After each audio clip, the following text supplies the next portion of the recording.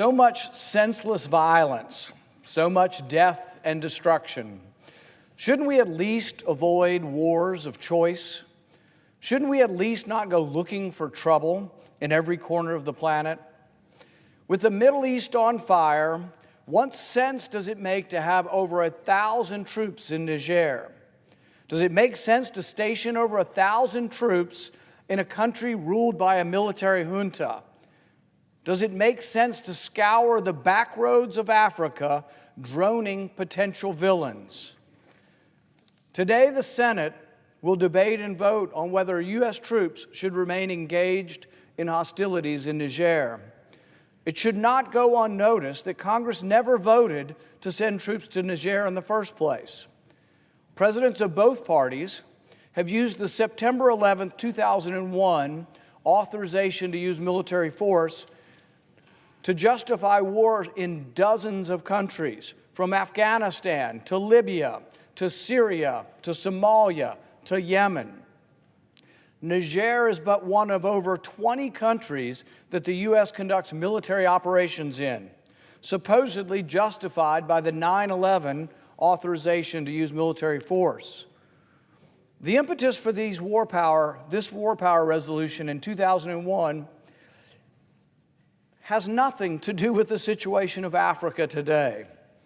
This war powers resolution today, though, is related to the July 26 coup in which members of Niger's presidential guard, including some officers who were trained in the United States, removed the democratically elected president, Mohamed Bazoum, from power.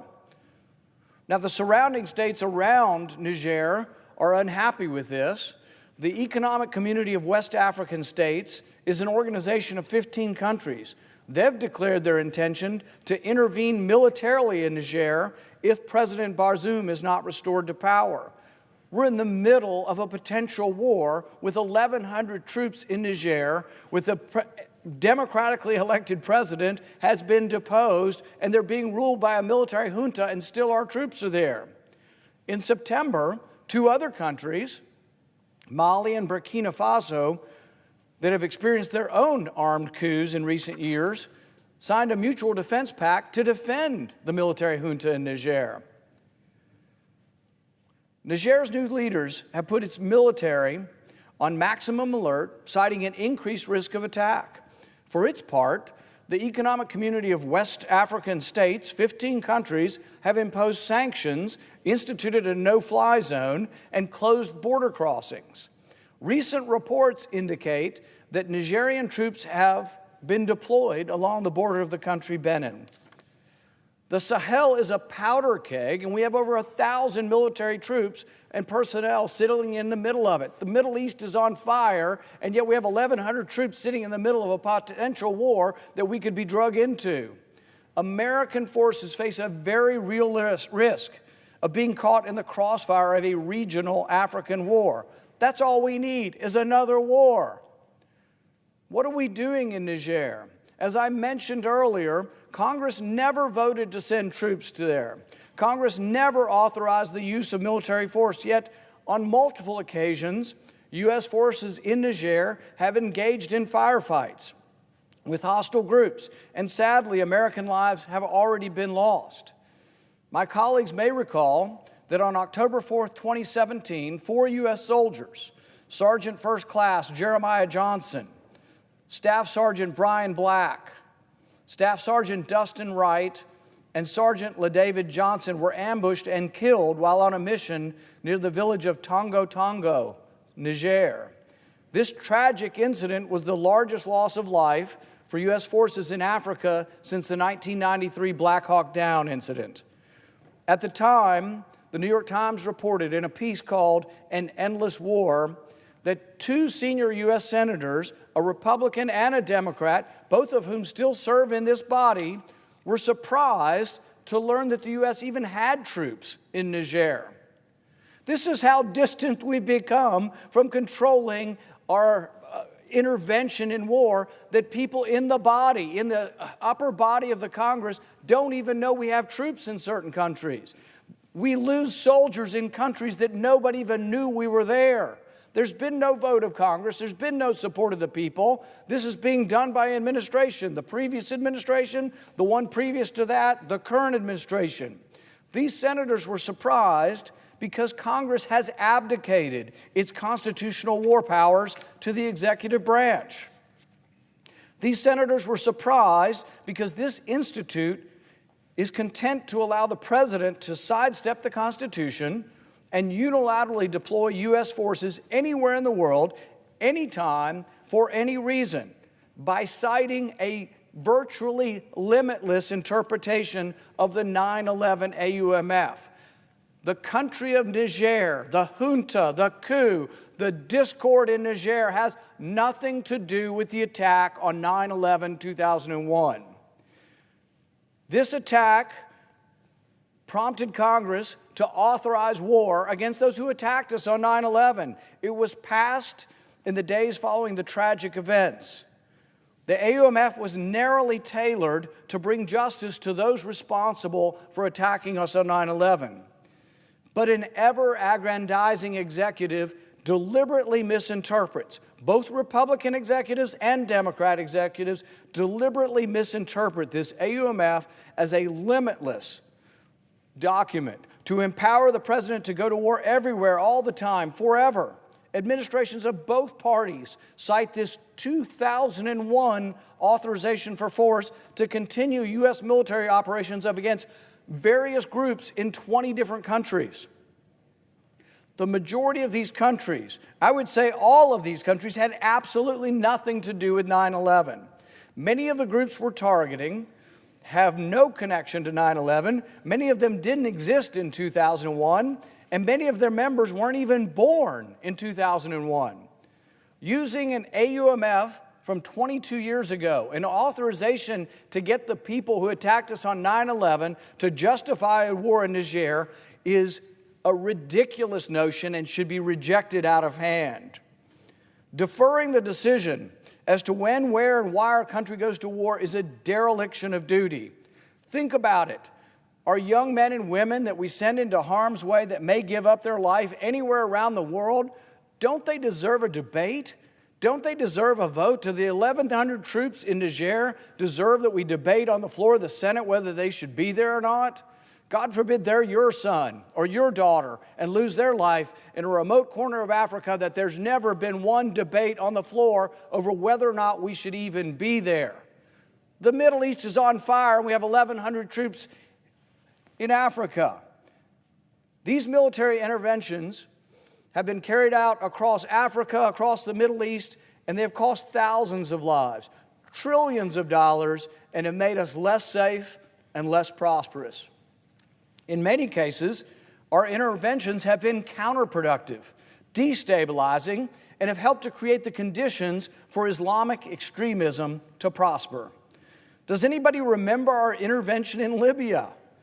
I know many policymakers in this city think that's ancient history, but that Obama-led offensive helped destroy the country of Libya. The U.S.-led coalition toppled the government of Muammar Gaddafi, killed hundreds of civilians, fomented anarchy, which still exists today throughout the country of Libya, opened the floodgates for widespread extremist terrorism, and spread throughout the region. If you look objectively, is there more or less terrorism in Libya than before we got rid of Gaddafi, before we intervened and the French and all the countries intervened? There's more terrorism now. It's more of a problem. Libyans today are unambiguously worse off than before the intervention, than before the war. In 2010, the UN Human Development Index ranked Libya 53rd in the world and first in Africa. This year, after the war, after 10 years of chaos, after 10 years of anarchy, Libya ranks near the bottom of all countries. They're 104th in the world. The country is a mess. It's destroyed. It has two governments. It has become a foundation for extremism through Africa. We need to think about our interventions before they occur. In 2010, the World Bank assessed Libya's per capita GDP as $11,600.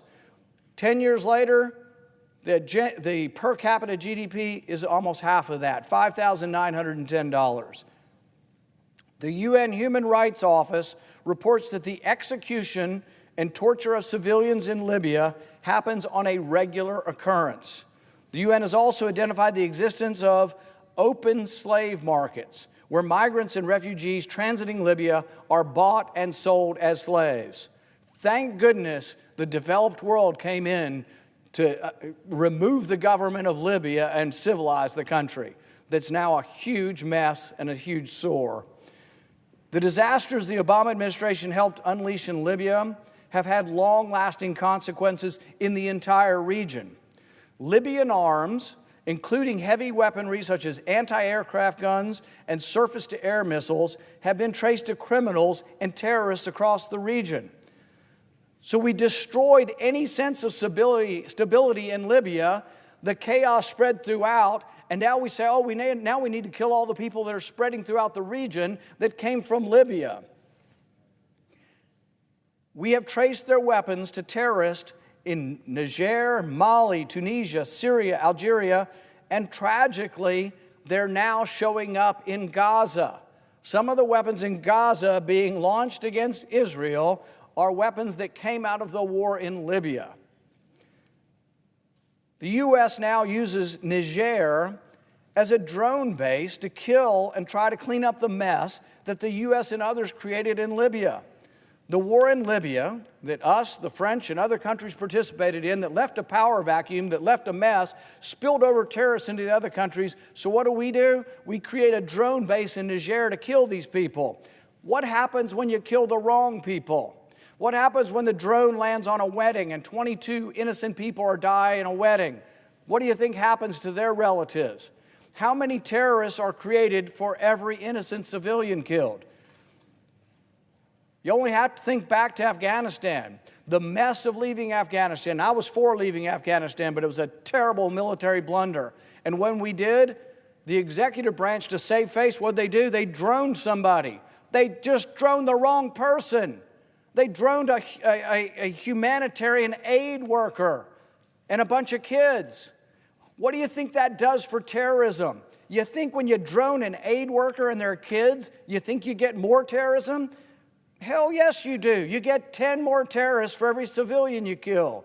There's no reason in the world we should be in the heart of Africa with drones killing people. Unfortunately, it is rarely asked if our interminable military interventions create the very terrorists that we seek to destroy. It's a question this body needs to answer. When 4 of our soldiers were killed in Niger, many believe they were on a mission to track down a person named Douando Chefu. According to the previous Nigerian government, Douando Chefu is a terrorist. But before he took up arms, he was a cattle herder of the Fulani tribe who had no hatred for the Nigerian government or the U.S. government.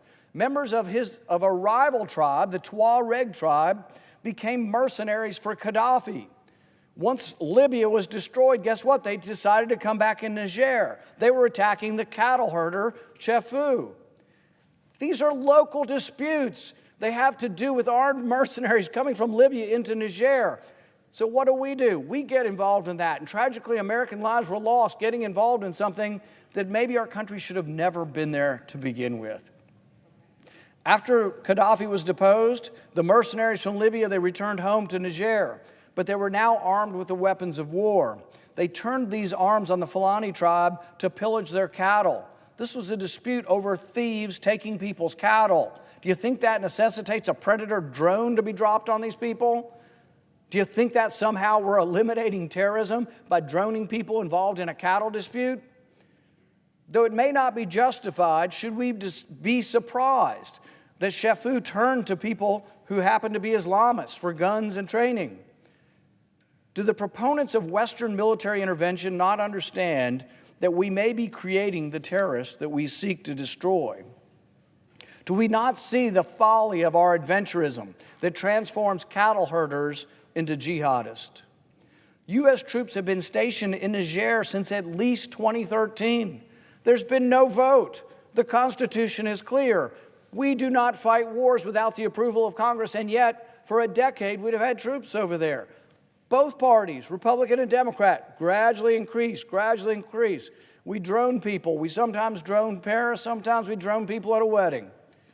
10 years later, our presence in Niger has multiplied, and not once has this body debated the merits of our mission there, let alone authorized the use of military force. We will debate it today, not because they're interested in the subject, not because they wish to put an imprimatur on war, not because they think they have any responsibility to our soldiers or any responsibility to the people in Africa, whether we should be there. We will debate it only today because I forced them to debate it. This is a privileged motion and they can't stop me. This debate over whether or not there should be a war in Africa, a war in Niger, whether any of our troops should be there, is only because I forced them to debate this. They want nothing to do with this. In fact, they would just as soon rely on a resolution from 2001. They want nothing to do with this. They want no responsibility. They want to wash their hands of this. And then one day when they wake up and discover that 4 soldiers died in a country they didn't even know we were involved with, they say, not my problem, that's a presidential thing.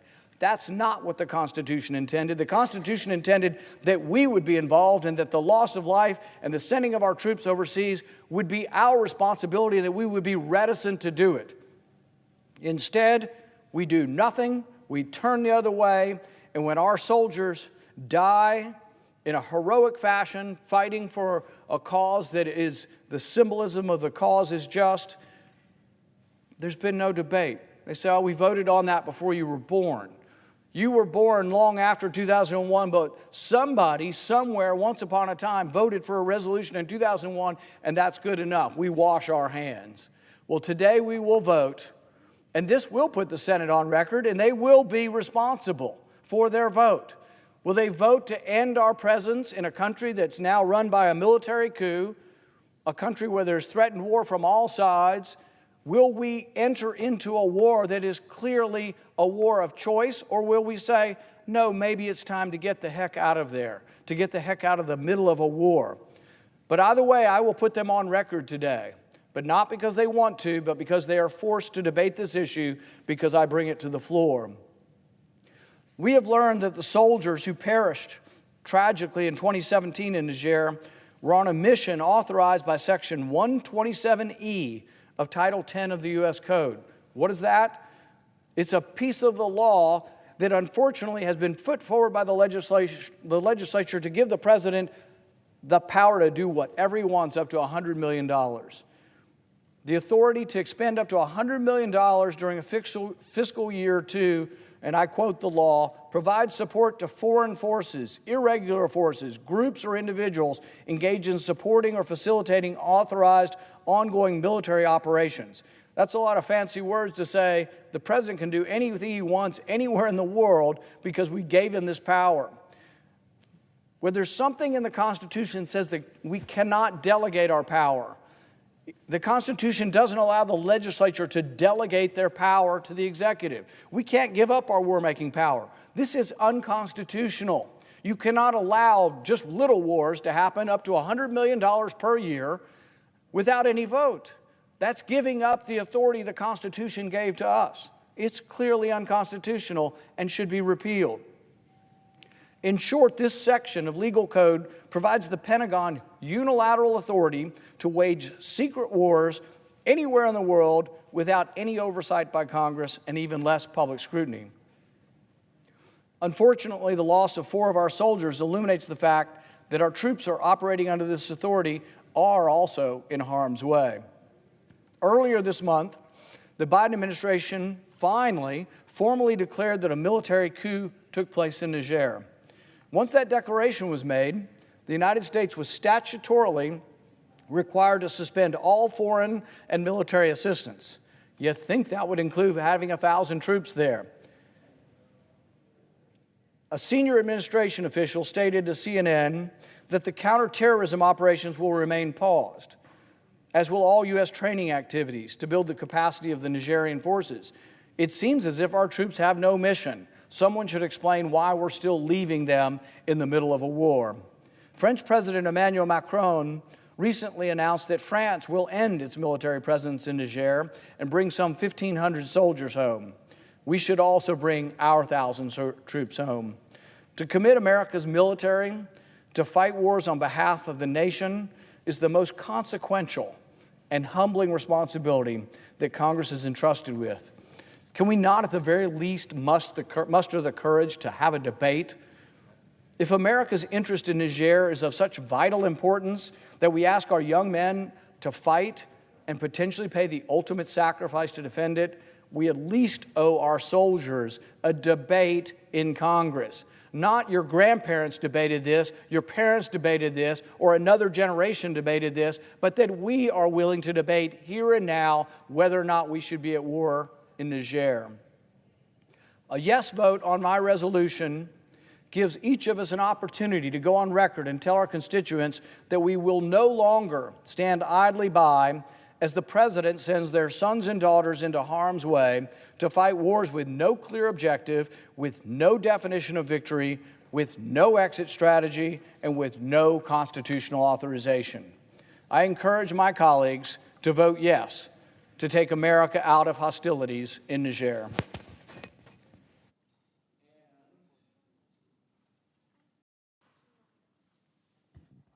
Discharge Senate Joint Resolution 44. Clerk will report the motion to discharge. Senator from Kentucky, Mr. Paul, moves to discharge S.J. Res. 44, directing the removal of United States Armed Forces and so forth from the Committee on Foreign Relations.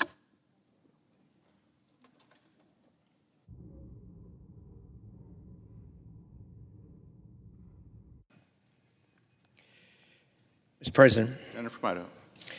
Mr. President, I rise in opposition to my friend's motion to discharge this from our committee. Let me start by where he left off. He's asking that we remove our troops from hostilities in Niger. Let me say this as clearly as I can. We have no troops involved in hostilities in Niger. If we did, this would be a big deal, and this place would be full, and we'd be talking about combat operations. We do not have that. The United States is not involved in combat operations in Niger. We do conduct focused intelligence operations to protect our troops in the region, as well as our partners and allies, and most importantly, to monitor threats. It is inaccurate to equate routine security assistance and counterterrorism operations and monitoring with involvement in hostilities. This incorrect assumption threatens U.S. security assistance around the globe. A swift U.S. withdrawal from Niger, as proposed in this resolution, would weaken our regional reconnaissance efforts to monitor terrorist activities, which, of course, are in the national security interest of the United States of America and all American citizens. It would also leave the door open for Russia to come in and take over our facilities. In early 2023, AFRICOM Commander General Michael Langley told Congress that, quote, Africa is the epicenter of international terrorism, an understatement at best and something we all knew. Since then, the threat has nothing but grown against the United States interests and partners in the Sahel as it has grown. Iran and the Wagner Group, backed by Kremlin, seek to exploit Sahel's weakness by aligning with military juntas. Despite the recent coup in Niger, weakening the country's security and invoking U.S. restrictions on aid, Niger remains vital for Western counterterrorism in the Sahel and for observation purposes. America cannot be the policeman of the world, but that does not mean we should not have observation posts. We should not do counterintelligence, national security monitoring, and it doesn't mean that we shouldn't do intelligence operations. With all due respect to my friend, I know that this is well-intentioned, but the result would be very negative for U.S. national security. Thank you, Mr. President. I yield the floor. Senator from Maryland. Mr. President, I too also oppose this motion, and for the reasons that Senator Risch outlined.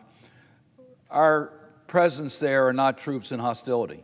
To the contrary, we've been asked for the African partners have asked for our support, and our European allies are looking for us to stand firm. This is a situation where our troops are welcomed in order to prevent the terrorist activities that are taking place in that part of Africa. We had a committee hearing on the Sahel this week, and we saw the circumstances in this part of Africa. It's dangerous there. The U.S. presence is helping save lives and to contain terrorism. Our partners in Africa want us there to deal with that threat. Now is not the time to signal that we are abandoning them. This is not the time to draw down our military presence in Niger, which could directly impact their security. Now is not the time for the United States to send a message that we cannot be relied upon. Think about what this says to our partners if we were to pull out. Think about what it says to our enemies. Russia already has a foothold in Africa, including right next door in Mali. Their presence has been absolutely devastating for the people of the countries where it operates. Russia's affiliated forces have committed horrific human rights atrocities. Just in Mali, the Wagner mercenaries and local armed forces are believed to have massacred 500 people in March of 2022. That's why our presence is so valuable and so important to that region. We do not give enough attention to that part of the world. We certainly don't want to signal that we're abandoning that part of the world. If we do that, we leave a vacuum. And we leave a vacuum, Russia will fill it, the Wagner mercenaries will fill it. I urge my colleagues to defeat the motion. Senator from Kentucky. The opponents of the resolution have stated here today on the floor that no troops are involved in combat in Niger. I think the families of the 4 soldiers who died over there would be surprised to find out that their loved ones who gave their lives were not involved in combat. What an insult. They would also be surprised, or people would be surprised to find out that killing someone with a drone is not combat. One of the main bases we have in Niger is a drone base for killing people. So if it is not combat to kill people with a drone, and it is not combat to have 4 soldiers die, I'm not sure what combat is. But this is clearly combat. It's clearly wrong. It clearly has not been authorized and should not be authorized. The argument has also been made by opponents of this resolution that they want us there, that all of Africa is in open arms and wants us there. Well, guess what? The people who ruled the country of Niger don't. They asked the French to leave, and the French are leaving. All 1,500 troops are leaving. They've asked us to leave. Maybe we should take their advice. It's not a democratically elected government. So the junta, the military junta that took over and put the president in jail, wants us to leave. The people who want us to stay are in other countries who have threatened war with Niger for imprisoning the president. There's a conflict. There have been 17 military coups in this part of the world. This part of Africa in the last decade has had 17 coups, and guess what? 11 of the coups are led by people trained in the United States. This is a policy that's not working. We think it's a benign policy. It's a terrible policy. We're bringing them here, training them. They're going over and deposing the democratically elected president. Don't be fooled. There is combat there. 4 of our soldiers have died, and it's an insult to their families to say it's not combat. They don't want us. The junta has asked us to leave, and I would support this resolution which says we need to bring our troops home. Senator from Maryland. I just want to correct the record. It is correct that they asked the French to leave, but they have not. They want America's presence there. They have not asked America's troops to leave. That's why it's not hostilities. We're there at their invitation, not as a hostile force. Senator from Idaho. Mr. President, very briefly to respond to my good friend from Kentucky. First of all, we are not conducting drone strikes out of Niger. We have not, we are not, we will not. As far as the 4 troops that were killed in 2017, the good senator knows that was well investigated. It was not during combat operations that they were killed, that U.S. troops were involved in. It was a one-off that certainly was accidental. We are not engaged in hostilities or combat in Niger. Thank you, Mr. President. Senator from Kentucky. Opponents of this resolution say we're not involved in combat and the drones aren't killing people. Guess what? All those records are secretive. They're all classified and put away from the American people. we have no idea what they're doing with drones. I tend to doubt it, and I do think drones have killed people. I also think that we are using our ability to surveil and oversee the region to give them targets for their own drones. So no, we are involved.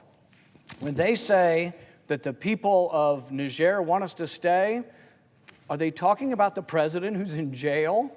The guy that was elected is in jail. Are they now saying it's justified to say because a bunch of thugs that took over the government by military force want us to stay? What a crazy notion. You're here on the floor today supporting the junta. You'll support whatever it takes to stay there. You don't care whether it's a democratically elected government or a junta, but it's a mess. The surrounding countries support the president who's in jail, some of them. 2 or 3 of them that have had juntas of themselves support the junta. It's a mess. The French are leaving because it's a mess. There is no clear mission. Our mission was to train their troops. Are you going to train the junta's troops? They've been declared a coup. Even the Biden administration has declared them a coup, and we're cutting off funding, but we're going to leave troops in the middle of a war. If they are killed by a terrorist attack, if hundreds of our soldiers are killed as they were killed in Beirut, I think people will rue the day you put our soldiers in the middle of a thankless situation with no mission, no plan, and no approval by Congress. I recommend a yes vote on the resolution.